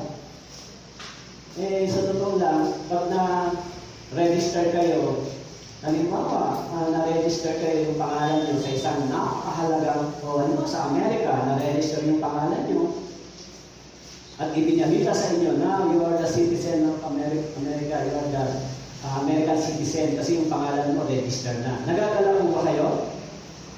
Ha? Siyempre, magagalak tayo, di ba? Uy, ang ganda namang yan, pagkakataon, di ba? Sa tingin ng mga tao, isang magandang pagpapala, biyaya yan, di ba? Swerte, ang ginagamit ng mga hindi ligtas, swerte yan sa kanila. Siyempre, kung malaman natin yung pangalan natin na nasa Amerika pala yung apelido mo at ikaw ay American citizen, hindi magiging masaya ka, di ba? Pero sinabi ng Biblia, bukod sa yung pangalan mo nakasulat doon, nakasulat din sa langit yung pangalan natin. Hindi ba? Mas kapila yan. Yung pangalan mo ay sinulat sa aklat ng buhay. Kaya kung sa Revelation, yung mga hindi nakasulat yung pangalan sa aklat ng buhay ay itinapon sa lawa ng apoy. In Revelation chapter 20. Pero tayo na nakasulat yung pangalan sa aklat ng buhay, hindi po kayo itatapon sa lawa ng apoy, di ba? And that is a good blessing. Kasi sino sila? Hindi lang yun. In Philippians chapter 2 verse 13, sino yung mga brethren? Sabi mo sa Philippians chapter 2 verse 13, sapagkat Diyos ang gumagawa sa inyo, maging sa pagnanais at sa paggawa para sa kanyang mabuting kalooban. Yung mga brethren dito, gumagawa ang Diyos sa kanila. Sabi diyan, gumagawa ang Diyos sa inyo, sa inyong pagnanais at gumagawa para sa kanyang mabuting kalooban. Yung pangalan nyo nakasulat sa aklat ng buhay at ang Diyos ay gumagawa sa inyo, ibig sabihin, tayo ay may connection kay Kristo. Hindi ba magandang balita po yan? Dapat iukit po ninyo yan sa inyong puso at isipan. Dapat itusok ninyo yung salitang yan sa inyong puso at isipan. Ako ay nakaregister na yung pangalan ko sa langit. Dapat akong unti-unting gumawa para sa titirhan ko sa kayamanan ng langit. Huwag kong sayangin yung buhay Kristiyano ko, ubusin yung panahon ko para lang sa layunin ng sanlibutan ito. Wag. Kaya sinasabi ron, ang ibig sabihin ng steadfast, tinignan mo po doon sa Webster, ang ibig sabihin mo ng steadfast ay firm in belief. Firm in belief. Be loyal. Steadfast. Ang ibig sabihin, yung pananampalataya mo ay firm. Established. Matibay. Okay? Kaya, kung tayo po ay nananatiling matatag sa pananampalatayang ito, kung gano'n, tayo po ay hindi basta-basta tatangayin ng hangin. Sistema ng mundong ito. Diba? Kaya sinasabi po dito ni Paul, maging matatag. Mga minamahal ko sa kapatid sa Panginoon, maging matatag. Number 2, maging hindi nakikilos. Sa English version, sinabi diyan, immovable. Immovable. Alam niyo po, ang ibig sabihin, kung tayo ay spiritually immovable, we are not emotional, diba? Parang yung faith ay namumove ng emotion. Pakiramdam ko, ganito. Sa tingin ko, ganito. Hindi ko ganon yung tinatawag na faith. Yung immovable faith ay yung pananampalataya natin, yung sinasabi nun, nakaugnay kay Kristo at yung paniniwala at kalaman natin ay nakapatong sa ibabaw ng Ebanghelyo. Sinabi nun, yung iglesia, yung kanyang pundasyon, yung kanyang foundation, nakapatong sa ibabaw ng Ebanghelyo mismo ng ating Panginoon. This is the church. Connected tayo kay Kristo at yung pananampalatayang ito galing sa turo ni Kristo. Yung ebanghelyong ito ay tinuro ni Kristo, hindi galing sa tao. Kaya sinabi ni Paul, nagpapasalamat ako. Sabagat yung ebanghelyong ito, yung salitang ito ay tinuring ninyo na salita ng Diyos, hindi salita ng tao. Kaya yan po yung sinasabi sa atin. Kaya kung tayo po ay nasa church, nandiyan po kayo, naupo, na nakikinig, sana isipin ninyo na mahalaga yung salita ng Diyos para sa atin. Makikinig ako. Sana pag pumupunta kayo sa church, nire-ready niyo yung heart, yung mind niyo sa ganito. Kailangan makinig ako sa mensahe. Kasi, tulad po ng sinabi ko sa inyo, hindi ko pwedeng palagpasin yung ganitong pagkakataon, lalo sa akin. Kasi alam ko, ang Diyos, nakikita ako, di ba? Kasi nung araw, nung wala pa ako sa Life for Vision, hindi po ako nag-aaral ng ganyan. Bumabasa po ako, 2 verse lang, 1 verse okay. Totoo po yun. Pero nung panahon na yun, nandun pa ako sa church na tinayo namin, pagkatapos ng pagsisermon, hindi talaga maganda yung pakiramdam ko. Kasi parang frustrated ako lagi. Kaya lagi ako may question, ba't kaya ganito ang pakiramdam? Pero simula po nung naligtas ako sa Life for Vision, hindi ko na po yung naramdaman. Pagkatapos po ng sermon, hindi ko na nararamdaman frustration. Nararamdaman ko medyo pagod. Kasi sabi niya, pag 2 oras ka magturo, parang isang araw ka na nagtrabaho. Yan minsan, more than 2 hours tayo, di ba? Eh ngayon, okay na mong mga 24 hours kasi naman malapit na akong umalis. Siguro sasabihin, aba, mukhang abusado na si Pastor, pinagsasaman na lang yung pagkakataon. Porque aalis ayaw nang tumigil.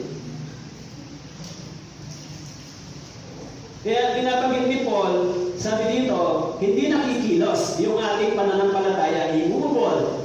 Yung mga Kristiyano, hindi sila emosyonal. Hindi nga emosyonal. Of course, meron tayong emosyon, di ba? Pero iba yung salitang emotional ka kaysa may emosyon ka, di ba? O natural lang naman, yung paghihiwalay minsan, meron kalungkutan. Normal lang yun. Eh kung wala kang nararamdaman, bato ka, di ba? Pusong bato ka, di ba? Natural lang yun. Yung feelings ninyo, yung sinabi ninyo, yung mga brothers and sisters, this is a normal feeling. Na-appreciate yung mga ito. Pero hindi na normal kung yung pananampalataya natin ay nag-move, di ba? Umuro emosyon na lang. Ay, yung mga dating mga Kristiyano na non-born again, puro mga emosyonal. Tumataas ang kamay, umiiyak, pagkatapos naglulukasan, bumabagsak. Pero pag tayo nila, nawawala sila sa sirkulasyon ng kanilang buhay Kristiyano. Babalik sila sa dati. Hindi ko ganun yung dito sa akin. Dapat yung natututunan natin i-practice, sikapin kung maging matuwid at tama, banal sa harapan ng Diyos dahil yung kapangyarihan ng Espiritu, yung tulong na galing sa Panginoon ay nasa akin na, di ba? Gumagawa ng Diyos sa akin, ang pangalan ko nakasulat na sa langit, dapat na akong magsimulang lumakad para sa pananampalatayang ito. Yung pananampalataya, ang sinasabi doon, immovable, hindi siya namumove. Sabi diyan, not capable of being moved emotionally. Yun yung isang kinuha kong meaning sa dictionary. Yung salitang immovable sa spiritual na meaning, not capable of being moved emotionally. Yung faith natin, spiritually, hindi namumove ng spiritual o ng emotional. But of course, sometimes yung emotion natin ay nakakaranas tayo, pero yung pananampalataya natin ay nananatili. Kaya doon po sa Mateo chapter 7, may isang kwento kung paano yung pananampalatayang ito ay immovable. Mateo chapter 7 verse 24 hanggang 27, nakasulat doon yung mga pananampalatayang immovable. Hindi na immovable. Very strong yung foundation. Kaya sabi doon, verse 24, kaya ang bawat nakikinig ng mga salita kong ito at ginagalat ng mga ito ay matutulad sa isang matalinong tao na nagtayo ng kanyang bahay sa ibabaw ng bato.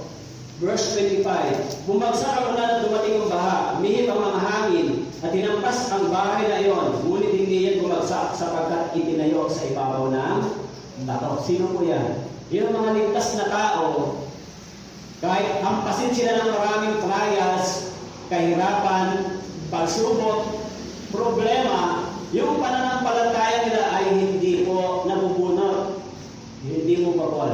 Lalo po itong tumitibay at lumalalim because of trials, persecution, and suffering. Yan yung pananampalataya ng mga totoong Kristiyano. Kasi sinabi dito, dahil ito ay nakatayo sa ibabaw ng bato, ang ibig sabihin sa ibabaw ng Ebanghelyo ng ating Panginoon. Kasi walang Kristiyano na hindi dadaan sa pagsubok, trials, kahirapan, suffering. Lahat tayo dadaan dito. Pero sabi ko dito, yan yung mga taong matatalino, nakikinig ng salita, ginaganap yung salita, at nagiging matatag yung salita sa kanilang mga puso. Kaya mga brothers and sisters, yan yung aral ng Biblia. Hindi lamang sa akin, maging sa inyo. Bawat isa sa atin. Kaya po, dapat ito ay maging malinaw sa inyong isip at puso. Di ba?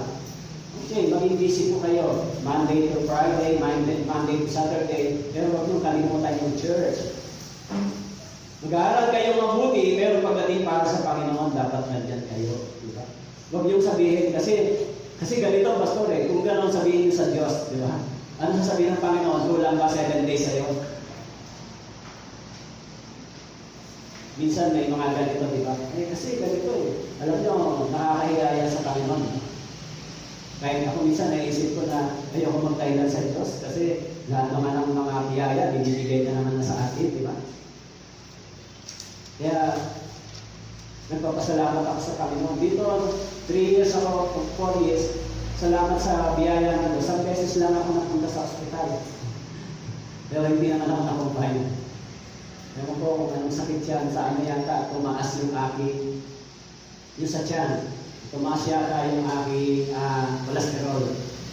Cholesterol, ay hindi, di yata. Acid, yung acid tumaas. Mataas masyadong acid. Kasi sa coffee. Nahilig ako magkape araw-araw, 3 times a day coffee.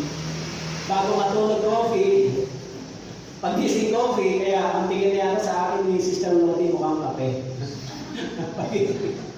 Pag sasabi pa lang, o ano, kape? Ba't ang bilis mo? Nakulang ako. So, nagkaroon ako ng mataas na acid, kaya nagkaroon ko wala sa isang beses lang. Meron po doon wala. 4 years, yung pag-iingat ng Diyos maging sa family ko.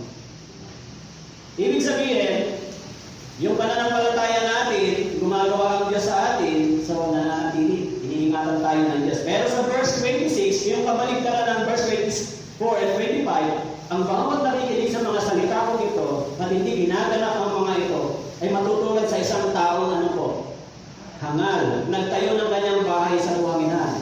Bumagsak ang ulan, dumating ang baha, umiip ang mga hangin, hinampas ang bahay na iyon at hindi bumagsak. Napakalakas na ng kanyang pagbagsak. Ngayon, yung kapaligtaran ng mga tao, nakikinig pero hindi sumusunod at hindi gumagawa. Babagsak talaga yung kanilang pananampalataya. Wala talagang buhay. Hanggang pakinig lang sila, pero hindi sila gumagawa. Hindi nila ginagana. Kaya ang sabi doon, yung pagdating ng bagyo, pagdating ng trouble, bagsak.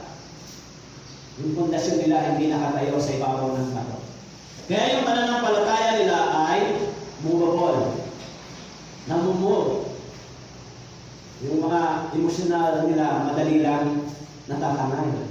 Alam mo, kahit yung konting makarinig lang sila ng tugtog, makarinig lang sila ng konting tugtog na maya-maya, andyan na po, tugtog na po, unti-unti, tutulong na yun. Napaka-emosyonal, di ba? Pero, yung buhay Kristiyano nila, walang kapangyarihan, di ba? Pero minsan, lumulupasay sila, minsan babagsak, pagbangon, same pa rin, di ba?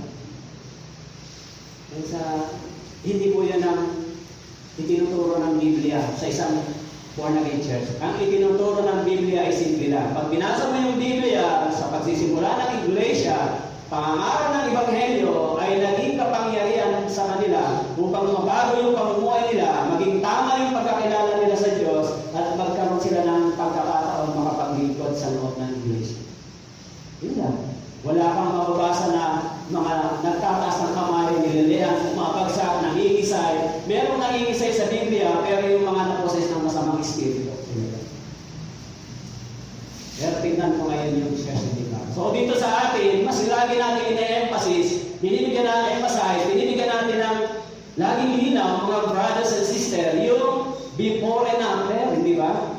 Yung buhay natin dati at saka buhay natin ngayon. Mahalaga po yun, di ba? Sino ba tayo dati? Anong ginagawa ko dati? So kaya yung pananampalataya sa Diyan, hindi nakikilos. Number 3, always abounding work in the Lord. Maging sagana sa gawa ng Panginoon. This is my life verse. Maging sagana tayo sa gawa ng Panginoon. Huwag po tayong magtipid sa paggawa sa Diyos. Mga brothers and sisters, huwag po kayong magtipid sa paggawa sa Panginoon. Laging sagana sa gawa ng Panginoon. Ano po ang ibig sabihin ng laging sagana? Dahil lagi tayong maraming ginagawa. Hindi po yan ang ibig sabihin. Laging sagana tayo sa gawa ng Panginoon. Ano man ang ministeryo na ibinigay ng Diyos sa atin, ito ay pagyamanin natin. Huwag nating pabayaan, hindi ba? Kung ibinigay sa akin ng Diyos yung ganitong gawain, maging bahagi tayo sa iglesia, maging sagana tayo sa paggawa, tumulong tayo, hindi ba? Tumulong. Tulad ng sinabi ko po sa inyo, each one bring one. Huwag po kayong pumayag na wala kayo. Maging sagana kayo sa pag-iisip, paano kaya magagawa yan? Paano kung madadala isang tao? Kaya alam niyo po sa totoo lang, pagka wala akong pupuntang bago sa church, para alam niyo mag-Bible seminar, yan siya nagtatanong ako, may imbitado ba kayo? Pag wala, huwag na tayo mag-Bible seminar, para saan ba yung Bible seminar? Kung wala namang pupunta na bago, tama ko? Kung ligtas na tayo, ano bang dapat ang kaligtasan na gusto natin? Kaya dito sa church, di ba, sanay yung mga brothers and sisters. Pag Bible seminar, hindi tayo nasisiro. Kasi, dapat meron tayong bunga, di ba? Monday to Friday, gagawa tayo sa Panginoon. Pagkatapos wala tayong kaanihin, naranasan niya na huwag magtanim ng palay, tapos wala kayong inani kahit sa butil. Ano mo sasabihin niyo kung wala kayong inani? Ay, salamat sa Diyos. Ganun mo ba? Salamat sa Diyos, wala akong inani kahit sa butil. Ganun mo ba? Ay, hindi po ganun. Alam niyo, pag walang nangyari sa ginagawa mo, magdadala sa iyo ng pagkapagod, di ba? Wala namang nangyayari. Kahit sa church, kung walang naliligtas sa church, wala, hindi magiging masaya. Alam mo, narinig ko nga minsan yan sa isang nagtuturo. Sa bahay, pag may bagong panganak, masaya yung family. Hindi ba? May bago, welcome. Sa church, pag may bagong panganak, bagong ligtas, masaya rin yung church, naligtas sila. Sana ganun din kayo. Kaya, pag sinabing Bible seminar, mag-isip na kayo kahit isang tao, each one. Kaya baka kung yan ay i-adapt ninyo, tumimo sa puso niyo, ilan kayo dito? So, ibig sabihin, within 5 years o within 3 to 5 years, baka piliin nyo na lang itong building na ito kasi masikip na yung area. O baka yung lote doon, maliit na sa inyo. Na-imagine ko kung gaano kayo mabilis mag-multiply kung ganyan ang inyong gagawin. Hindi ba? Sige, isa lang dali. Na-imagine ko gaano maraming katanduan ang naliligtas kung ganito ang inyong isip at puso. Kahit isa lang. Invite your friends, relatives, isa lang. Sana, yung sinabi ko yan ay i-take na challenge sa inyo. Sabi dito, always abounding the works in the Lord. Sabi diyan, laging sagana sa gawa ng Panginoon. Ibig sabihin, kung tayo ay sagana sa paggawa ng Panginoon, dahil tayo po ay mayroong katiyakan na naman ang ating ginagawa, hindi ito mawawala ng kabuluhan. Hindi masasayang. Okay? Dahil, ngayon, sinabi mo sa Colossians chapter 1, verse 22, and 23, ay ipinagkasundo niya ngayon sa kanyang katawang laman sa pamamagitan ng kamatayan upang kayo iharap ng mga banal at walang dumis, walang kapintasan sa harapan niya. Verse 23, kung kayo nagpapatuloy na matatag at matibay sa pananampalataya at hindi nakikilos sa pag-asa sa ebanghelyo na inyong narinig na ipinangaral sa lahat ng mga nilalang sa silong ng langit, ako si Pablo ay naging ministro ng ebanghelyo. Kung kayo po ay nagpapatuloy na matatag at matibay sa pananampalataya, hindi nakikilos sa pag-asa sa ebanghelyo na inyong narinig. Sa ebanghelyo na inyong narinig. Minsan po yung iniisip ko yung mga Kristiyano, katulad dyan, nakaupo kayo dyan, ako nagsasalita. Hindi ko alam kung sa isip nyo, tumatakbo na, sana yung tatay at nanay ko, yung kapatid ko, kaibigan ko, tumatingin tayo madala ko sa Bible sa nila. Or nakikinig lang kayo, nag-feed lang kayo, tapos aalis na kayo, tapos na sa inyo. Di ba? Hindi ko alam anong setup ng heart niyo o mind niyo. Pero sana, ang iniisip niyo, sana nga yung aking parents, brother, sister, kaibigan ay pag may parang set na madala ko sila. Yan yung gawain ko para sa Panginoon. Dahil sinabi ko sa Bible, sa verse 58, yamang nalalaman ninyo. Nabasa niyo ba nakasulat doon? Alam niyo po yung salitang yamang nalalaman ninyo, yung salitang nalalaman ninyo. Ang salitang yan ay hindi tayo ignorante sa ating ginagawa. Hindi tayo nagbabakasakali, hindi tayo gumagawa ng isang bagay na hindi natin naiintindihan at naunawaan. Sinabi rito, yamang nalalaman ninyo. Alam niyo ba kung bakit kayo nandito? Nalalaman niyo ba kung bakit kayo sumusunod sa ebanghelyo ito?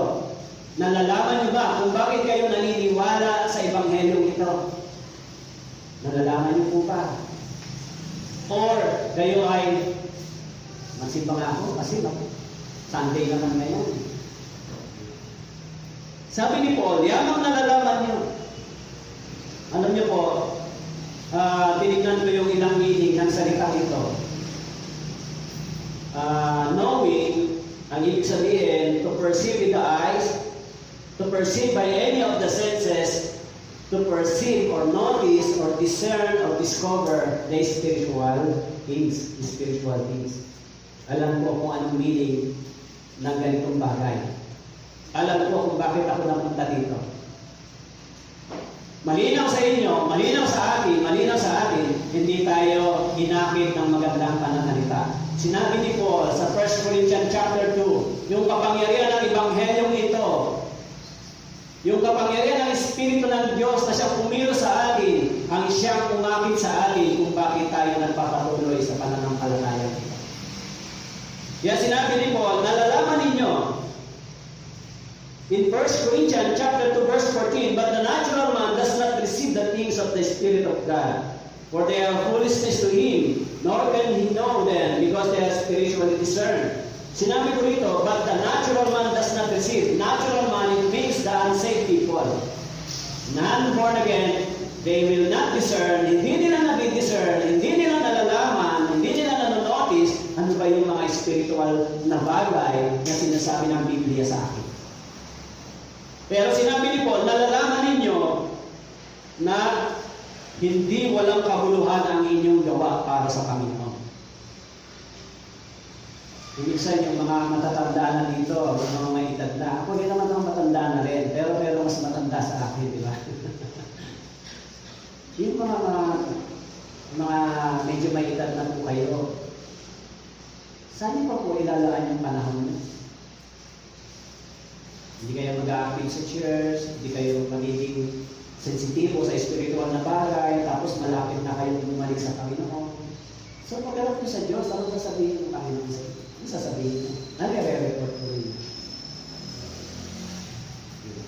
Ako, yan ang lagi kong iniisip.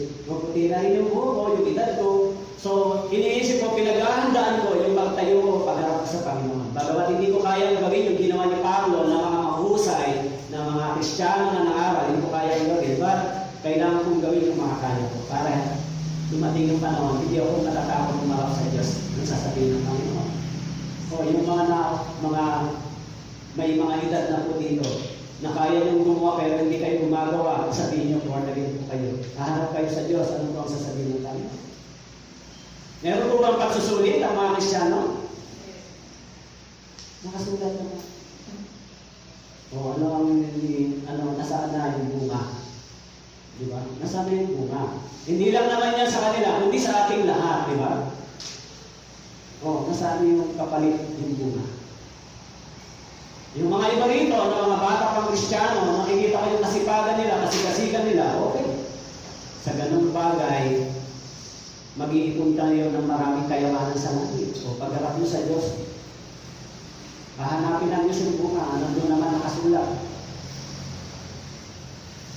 So sinabi ni Paul, nalalaman naman ninyo na ito talaga yung mangyayari in the future. Alam naman natin, alam niyo ba, naharap tayo lahat sa Diyos. Yung mga Kristiyano, alam niyo ba yan? Alam niyo ba na kayo din? Ako lang ba tatayo sa harapan ng Panginoon? Actually, yung mga nangangaral ay doble yung kanilang pagsusulit. Eh kayo, wala pa kayong pagsusulit? Dahil pinanggit ni Paul, mayroong victory, mayroong katatagan, mayroong immovable faith, mayroong steadfast faith, mayroong works dito, mayroong labor dito, mayroon. Yung labor is not in vain, sabi ni Paul. Eh, ang tanong, nag-work pa kayo para sa Panginoon. Ano sasabihin nyo? Next time na lang, Pastor, sa kama lang. Sa akin pa sinasabi yun, o sa Diyos. Kaya na nyo, ako ay sinasabi ko lang lagi sa mga brothers and sisters, mag-ministry kayo, ganun ganito. Pero hindi kayo sa akin na naglilingkod kundi sa Diyos, di ba? Pag ginawa nyo yan, kayo naman ang tatanggap ng reward, hindi naman ako. Kaya sabi ni Paul, alam ninyo na ang mga bagay na ito, na yamang nalalaman ninyo na hindi walang kahuluhan ang inyong gawa sa Panginoon. Hello, nandiyan po kayo. Basahin yung maigi yung salitang ito. 1 Corinthians chapter 15, verse 15. Si Paul hindi nag-labor na isang ignorante o ignorance sa ginagawa niya. Alam ni Paul na meron siyang reward sa langit sa kanyang ginawa. Alam ni Paul. Gumawa si Paul, alam niya, may tatanggapin siyang reward. Utong ng corona, sabi niya. Bagamat hindi siya nag-work dahil daan, pero dahil sa kanyang ginawa, pagsisikap, pagdedicate ng buhay niya, tatanggap siya nito. Kaya in 1 Corinthians chapter 9, verse 24, di ba ninyo nalalaman na mga tumatakbo sa isang takbuhan ay tumatakbong lahat? Ngunit isa lamang ang tumatanggap ng gantimpala. Kaya tumakbo kayo sa gayong paraan upang ang iyon ay mapagwatian. Hindi ba ninyo nalalaman na ang mga tumatakbo sa isang takbuhan ay tumatakbo lahat? Ngunit isa lamang ang tumatanggap ng gantimpala. Maraming tumatakbo pero ilan lang naman yung sumasali, di ba? May takbuhin, may gawain, ilan lang naman yung nagpa-participate. Ilan lang yung nagpa-participate para dito sa layunin ng Diyos. Kaya sinasabi daw, knowing that your labor is not in vain in the Lord. So, this is the labor. Last Sunday, tinalakay ko yung nakaraan, yung tungkol sa laboring the Spirit, diba? To keep the unity of faith sa loob ng church. Kailangan nyo mag-labor dito, diba? Knowing that your labor is not in vain in the Lord. Alam niyo ba ito? Alam niyo ba na ang inyong mga ginagawa ay hindi mo awalan ng kabuluhan para sa Panginoon? Yan ay isang seryosong usapin. Seryosong usapin na sa harapan ng Diyos pagharap niyo, diba? Ano yung ginawa niyo? Kaya doon sa Hebreo chapter 13, verse 16, huwag ninyong kaligtaan ang paggawa ng mabuti, ang pamamahagi, sapagat ang Diyos ay nalulugod sa iyong handog. In Galatians chapter 6, verse 7, huwag kayong kadaya, ang Diyos ay hindi maaaring lokohin, sapagkat ang anumang yasit ng tao ay sarili namang aanihin. Anumang iniyasit, anumang ating ginawa. Okay? And verse 9, sabi doon, verse 8, sapagkat ang nag-aasik para sa kanya sariling laman ay mula sa laman. Mag-aani ng kasirahan, subalit ang nag-aasik sa Espiritu mula sa Espiritu ay mag-aani ng buhay na walang hanggan. Verse 9, Galatians chapter 6, huwag tayong maginawa sa paggawa ng mabuti, sapagkat sa takdang panahon ay mag-aani tayo kung hindi tayo manlulupaypay. At habang may pagkakataon, gumawa tayo ng mabuti sa lahat, lalo-lalo na sa mga kabilang sa sambahayan ng pananampalataya. This is your labor. Sabi ni Paul, your labor is not in vain. Kasi, siyempre, nakakapagod naman talaga gumawa, diba? Siguro, kaya naging ganun na ang aking paglilingkod. Naisip ko na, okay, hindi naman masasayang yung aming mga pagpapagal kasama ng ating family, kasama ng ating labor. Hindi naman masasayang. Actually, lahat ng aming mga pagpapagal at labor sa Panginoon ay tinutugmasan ng Diyos na higit pa. Sa totoo lang po, sa physical aspect, sa spiritual, sa aming pangailangan, hindi naman kami pinapabayaan ng Panginoon. So, higit pa sa aming pinagpagal, yung binibigay ng Diyos sa amin. Pinararanas ng Diyos sa amin yung sinasabi niya na kung ikaw ay susunod, you will be prosper. If you will be served, you will be prosper. Bibigay ng Diyos yung kailangan mo. Hindi naman magiging palalo ka or magiging tawag dito ay parang ano bang tawag dyan? Magiging maluho ka. Hindi. Ibibigay ng Diyos yung mga bagay na kailangan mo para ikaw ay makapaglingkod ng maayos. Noon pa, hindi ako naniniwala na ang pagpapastor ay tinawag ka para maging isang kawawa at mahirap. Of course, yung pagpapastor ay tinawag ka ng Diyos para dumaan ka sa maraming trials, pagsubok, dahil sa paglilingkod at pagsunod sa kalooban ng Diyos. Yan ay yung spiritual na kahirapan. Pero pagdating sa katawan, binibigyan tayo ng Diyos ng comfort. Naranasan naman namin yung family ko simula yung provision ng Diyos. Kaya minsan naisip ko na yung mga pinaglingkod namin ay sobra-sobra yung pagbabalik ng Diyos sa amin. Pero hindi po kami nagnais lumaman. Ang gusto ko lang, mapaaral yung mga anak, maibigay yung kailangan pagkain.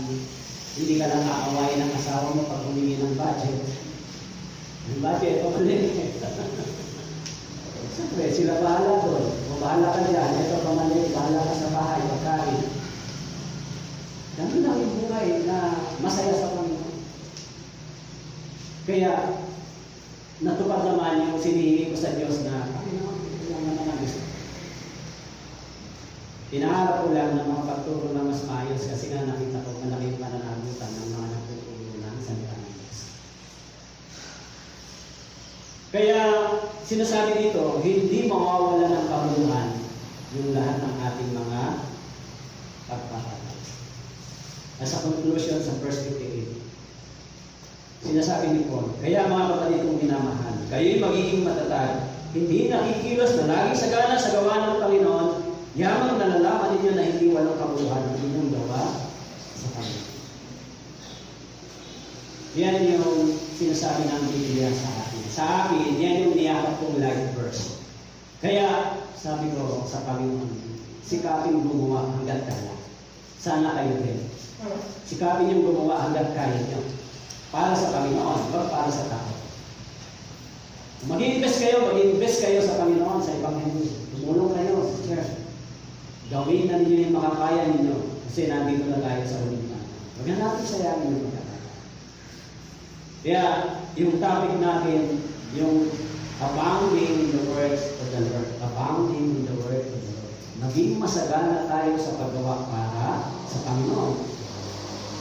Kaya po, yung mga nandito na naligtas na, mga brothers and sisters na naligtas na, I hope na kayo ay maging mabunga din, di ba? Kung paano kayo inalagaan, pinagtiisan ng iba na nag-aray sa inyo, gawin ka rin sa iba. Paano kayo nakaranas ng pagkalinga sa mga tao na nagtitiis at nagtsatsaga sa inyo para samahan kayo, para kayo ay encourage, o para kayo ay makatanggap ng comfort, ganun din ang gawin sa iba sa mga tao makakakay dito sa inyo. Ganun din. paano pinagsisilbihan kayo ng iba, pagsilbihan din po yung mga tao makakaroon sa kanila. Kasi kung gano'n, masasabi nila, dito ang church na ito ay kakaiba, hindi ba? Kahapon, yung kausap kong dalawang tao, parehas silang galing sa church. Yung isa, nagsasabi sa akin na yung parang siya yung nag-aasikas, pinag-balance ko yung every, hindi nagawa. Hindi naman natapos. Sabi niya, ako din, pastor, nasa church ako, ganito, sabay siningil ako kahit hindi naman natapos. Sabi ko, hindi naman natapos, hindi, bayaran mo na lang yung konti kalahati. So sabi niya, umalis din ako sa church namin. Bakit? Ano problema? Dito rin siya tagaling. Away-away, hindi magkasundo, magulo sa church, kaya umalis din ako. Kaya kami magkasama nito, parehas kami lumayas sa tinukulit. So yung mga bagay na yan na sinasabi nila, minsan palungkot sa isip ko na sana yung church na ito ay hindi maging gano'n. Kasi yung mga kalulubang gano'n, kahit isa lang napapariwala, napapahamak sila kahit hindi sa ano. Kaya iniisip nila na yan mga mga church ay I hope someday makabisita sila sa ganitong church na hindi nila makita yung kanilang nakita sa pinanggalingan nila. Tama po? Pero yan mangyayari yun kung kayo po ay magiging naglilingkod sa kanila, nagmamahal, nagmamalasakit, nag-encourage. Hindi po yun salita lang, yun po ay action, di ba? Action po. Kung gano'n yung iglesia, yung church, magiging matapat, di ba? Magiging masaya po kayo sa church. Kayo po yung mag-create ng ambience ng church. Kayo po. So, sabi ni Paul, yung pag-labor ninyo, yung pagpapagal ninyo ay hindi mawawala ng tayo po na lang. Salamat po, O Diyos. Bagamat hindi kami karapat-dapat dito, subalit binigyan niyo kami ng pagkakataon na mapaglingkuran po kayo sa loob ng iglesia sa ilalim ng inyong biyaya. Tulungan niyo po yung mga brothers and sisters na ma-challenge sila na maging bahagi po sila sa church na ito.